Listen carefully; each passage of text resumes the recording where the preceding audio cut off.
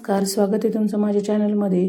छान अशी नवीन दिवसाची सुरुवात झालेली आहे आणि आज जेवणामध्ये पुरणपोळीचा बेत आहे। तर त्यासाठी मी कुकरमध्ये पुरण वगैरे लावून घेणार आहे। त्यासाठी हरभऱ्याची डाळ घेतली, थोडीशी निसून वगैरे घेतली, कारण आईने नवीन डाळ दिलेली आहे आणि त्यामध्ये जे बाबड वगैरे म्हणजे जे वरचा काही अख्खा हरभरा असतो तो राहिलेला होता, त्यामुळे ते निसून वगैरे घेतलं, स्वच्छ धुवून घेतलं आणि कुकरमध्ये एका डब्यामध्ये पुरण म्हणजेच डाळ लावणार आहे आणि एका डब्यामध्ये भात लावणार आहे। कारण आमच्या इथे पुरणपोळी काही एवढी सर्वांना आवडत नाही, परंतु आमटी भात खूप आवडतो। पोळी एकच खातात, परंतु आमटी भात हे दोन टाईम आमटी भात खातात, त्यामुळे भात थोडासा जास्त प्रमाणात लावला।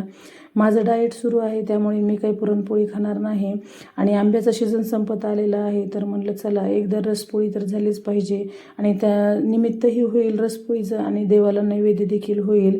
कारण देवाला देखील मी पुरणपोळीचा नैवेद्य म्हणजे पुरणाचे जे धोंडे बनवतात, आमच्याकडे धोंड्याच्या महिन्यामध्ये वेगवेगळे प्रकारचे धोंडे बनवून देवाला दाखवतात। तर मी 2 वेळेस दाखवले, परंतु आता तिसऱ्या वेळेस म्हटलं चला आपण ह्याचे पुरणपोळीचेच धोंडे बनवावेत, म्हणून पुरण करायला ठेवलेलं आहे आणि एका साईडला नाश्त्यासाठी बनवत आहे। तर नाश्त्यामध्ये आज मॅगी बनणार आहे, म्हणजेच तुम्ही म्हणताल पॅकेटची विकतची मॅगी, तर ती नसून जी घरी शेवया बनवल्या जातात त्यापासून मी मॅगी बनवत असते। त्यासाठी मी कढईमध्ये तेल टाकलं, जिरे मोहऱ्या टाकल्या, कांदा वगैरे कट करून घेतलेला होता तो टाकला, त्यानंतर हे टोमॅटो वगैरे टाकलं आणि त्यानंतर त्यामध्ये शेंगदाणे वगैरे टाकून छान असं लालसर कलर येईपर्यंत फ्राय केलं आणि त्यामध्ये नंतर वगैरे लाल तिखट हे सर्व काही मसाले टाकून घेतले आणि त्यानंतर त्यामध्ये पाणी टाकलं आणि पाणी गरम झाल्याच्या नंतर आणि उकळी आल्याच्या नंतर त्यामध्ये मी शेवया टाकणार आहे आणि जो विकतचा मॅगी मसाला मिळतो तो मॅगी मसाला मी त्यामध्ये टाकणार आहे।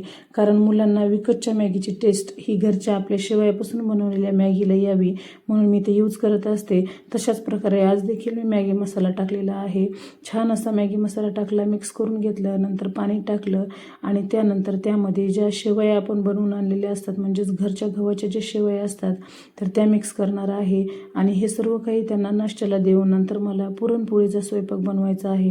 कारण पुरणपोळीचा स्वयंपाक म्हणलं की तुम्हाला माहिती आहे किती वेळ लागतो आणि आज मंदिरामध्ये दर्शनाला जायचं होतं तर वेळ तर लागणारच होता आणि तिथून येऊन नंतर करायचं स्वयंपाक वगैरे म्हणल्यानंतर खूप वेळ लागतो आणि आम्ही जेवण वगैरे करूनच जाणार होतो, कारण देवाला नैवेद्य वगैरे मी काढून ठेवणार होते, तोपर्यंत मुलं वगैरे बसणं शक्य नव्हतं। कारण मंदिरामध्ये सध्या खूप गर्दी आहे, प्रत्येक मंदिरामध्ये हेच सुरू आहे की खूप गर्दी आहे, कारण धोंड्याचा महिना आहे आणि प्रत्येक 3 वर्षांनी हा धोंड्याचा महिना येतो।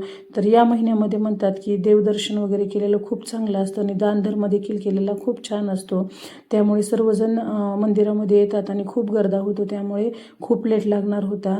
मग स्वयंपाक वगैरे बनवून घेतला, अशा प्रकारे पाहू शकता किती छान भजी झालेले आहेत। त्यानंतर राईस वगैरे बनवला आणि पुरणपोळी करत आहे मी, गरम गरम सर्वांना जेवायला वाढलं आणि नंतर मी जेवण करणार होते, कारण सर्वांना गरम गरम पोळी खायला आवडते आणि कढी तर खूपच आवडते मुलांना। आणि छान अशा पोळ्या वगैरे बनवून घेतल्या, सर्वांना जेवायला दिलं आणि नंतर मी जेवण करणार होते। कारण कसं होतं की मला काही पुरणपोळी खायची नव्हती आणि पुरणपोळी ही गरम खायला मजा असते, त्यामुळे सर्वांना जेवायला वाढलं आणि मी नंतर जेवण करणार आहे। मुलीला म्हणलं अगोदर देवाला नैवेद्य दाखवून घे, कारण देवाला नैवेद्य दाखवल्याशिवाय मी काही जेवायला घेणार नव्हते म्हणजे देणार नव्हते। त्यासाठी मुलीने ताट वगैरे बनवलं देवाला नैवेद्यासाठी, रस एका साईडला बनवून घेतलेला होता।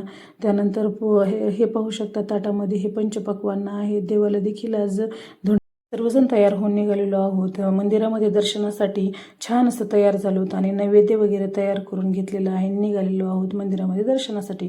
तर हे आहे बॅक साईडचं एंट्री गेट आणि इथे बसलेले आहेत आराधने म्हणजेच ज्या परड्या वगैरे घेऊन बसलेल्या असतात बायका त्यानंतर प्रसादासाठी नारळ, परत बत्ताशाचा प्रसाद वगैरे, म्हणजेच या महिन्यामध्ये म्हणलं जातं की देवाला बत्ताशाचे धोंडे वाहिले जातात, त्यामुळे बत्ताशे वगैरे घेतले आणि प्रसाद वगैरे घेऊन फुलं वगैरे घेऊन आम्ही निघालेलो आहोत मंदिराकडे।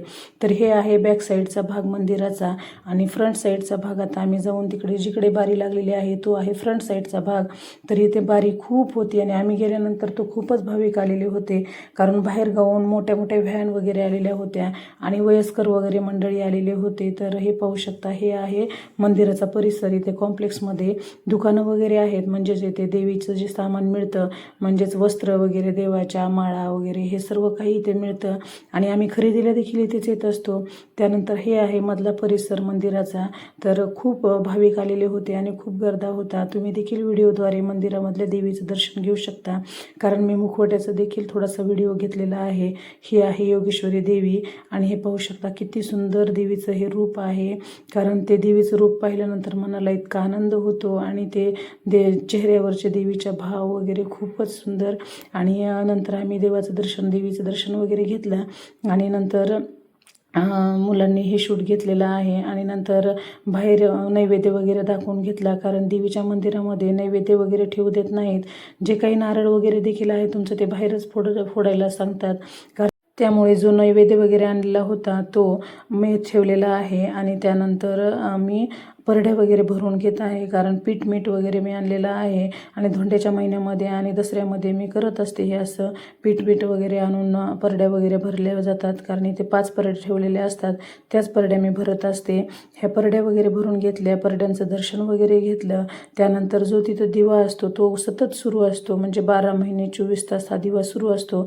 त्या दिव्याचं देखील हे घेतलं. आणि त्यानंतर आम्ही निघालेलो आहोत बाहेर, कारण बाहेर पण बऱ्याच मूर्ती आहेत.